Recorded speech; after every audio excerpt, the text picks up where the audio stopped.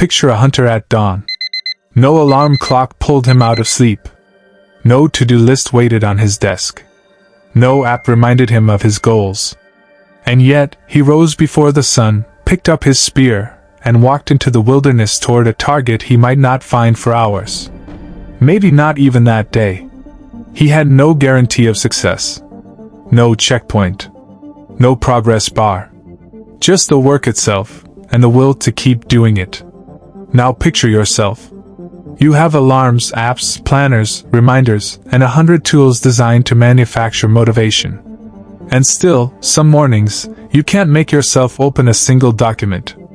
What did that hunter understand that you've forgotten? This is the question that unravels everything we think we know about motivation.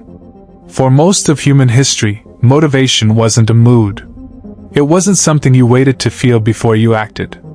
It was a structure, built into the rhythm of survival itself. Anthropologists who study modern hunter-gatherer societies, like the Hadza of Tanzania, have observed something striking. Hunters don't talk about motivation the way we do. They don't wait until they feel inspired. They simply go, because going is what the day requires.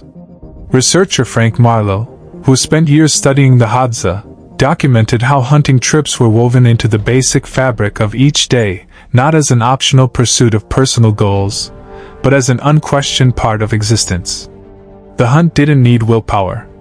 It needed only continuation. This is the first thing ancient hunters understood that we've forgotten.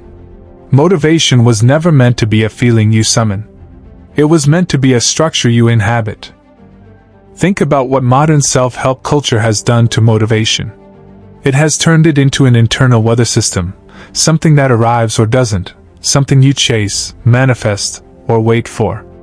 We've been taught that if we don't feel motivated, something is wrong with us. But the hunter never asked whether he felt like hunting. The question would have struck him as strange. The sun rose. The camp needed food. He moved. Motivation wasn't generated by emotion. It was generated by necessity colliding with rhythm. This connects to something psychologists now call implementation intentions, a concept formalized by researcher Peter Gallwitzer in the 1990s. His research found that people who tie their actions to specific, automatic triggers, rather than relying on willpower or motivation in the moment, are dramatically more likely to follow through. The ancient hunter's life was one giant implementation intention. Sunrise meant movement. Movement meant tracking. Tracking meant patience. There was no decision point where motivation needed to show up and cast its vote. The structure made the decision before the day even began. But there's a second thing ancient hunters knew, something even more countercultural by today's standards. They understood that most of the hunt was failure, and they built their entire psychology around that fact. Consider the Kung San hunters of the Kalahari, studied extensively by anthropologist Richard Lee. Their hunting success rate, especially for large game, could be remarkably low. Days, sometimes weeks, would pass without a kill. By modern productivity standards, this would look like catastrophic failure. A hunter who failed 9 times out of 10 would be considered, by today's metrics, almost entirely unsuccessful. And yet these cultures didn't collapse into despair. They didn't treat the failed hunt as evidence that hunting itself was broken, or that they personally were broken.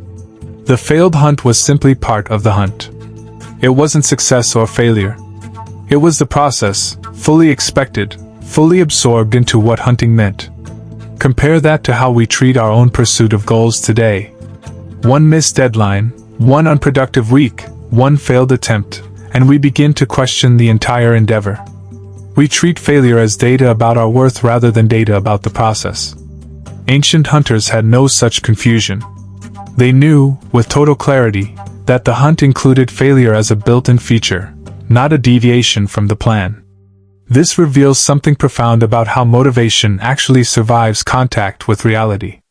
It cannot be built on the expectation of constant success.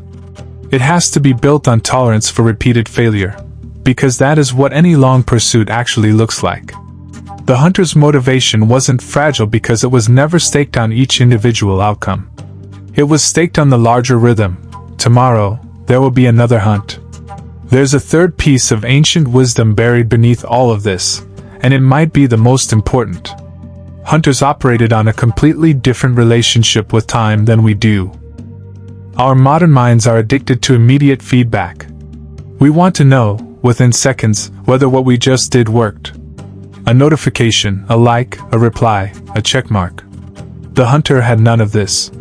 He could track an animal for 6 hours and receive zero feedback the entire time. No signal telling him he was getting closer. No progress bar inching forward. Just the work of tracking, moment after moment, with the actual outcome suspended somewhere in an unknowable future. Neuroscientists studying delayed gratification, building on the foundational work of Walter Mischel's marshmallow studies, have found that the capacity to act without immediate reward is one of the strongest predictors of long-term achievement. But here's what's often missed in how that research gets discussed. Delayed gratification isn't simply a trait some people have and others lack. It's a capacity that gets trained, or untrained, by environment. The hunter's environment trained patience by necessity. He had no choice but to develop the psychological muscle of pursuing something with no immediate confirmation that it was working. Our environment does the opposite. Every app, every platform, every interface we touch has been engineered to deliver feedback within milliseconds. We have built a world that actively atrophies the very capacity the hunter relied on most. It's not that we lack willpower compared to our ancestors. It's that we've spent our entire lives training the opposite skill. So what does the hunter's mindset actually look like, translated into a modern life that has no spears, no tracks, no literal animals to pursue? It starts with rejecting the idea that motivation must be felt before action can begin. The hunter didn't wait to feel like hunting.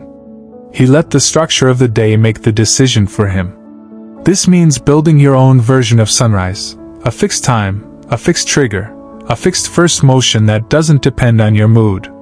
Not because discipline is glamorous, but because removing the decision point removes the place where motivation is allowed to fail you.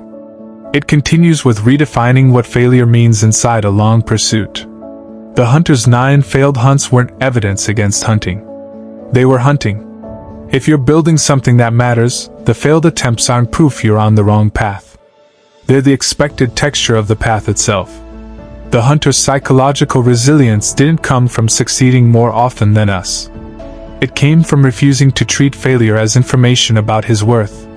And it ends with relearning how to act without feedback. This is perhaps the hardest shift, because everything in modern life has trained you to expect a signal. But meaningful work, the kind that actually changes your life, rarely provides one in real time. The hunter walked for hours with no proof he was getting closer. You will have to write the report, build the habit, study the subject, with no applause and no notification confirming you're moving forward.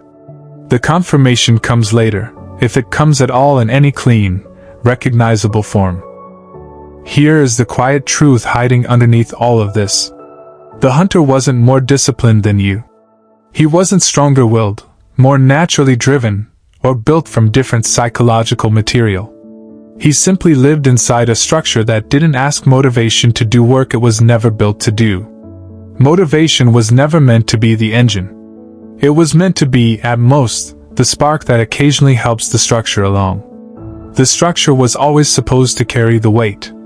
You don't need to feel like a hunter to think like one. You need to stop waiting for the feeling, build the structure that makes the decision before you have to, expect the failures as part of the process rather than evidence against it, and learn to walk for hours, sometimes days, without a single signal telling you you're close. The animal you're tracking might not be visible yet. It rarely is. But the hunter never needed to see it to keep walking. He only needed to trust that the structure of his days would eventually lead him there. That trust, not motivation, is what ancient hunters understood. And it's exactly what we've forgotten.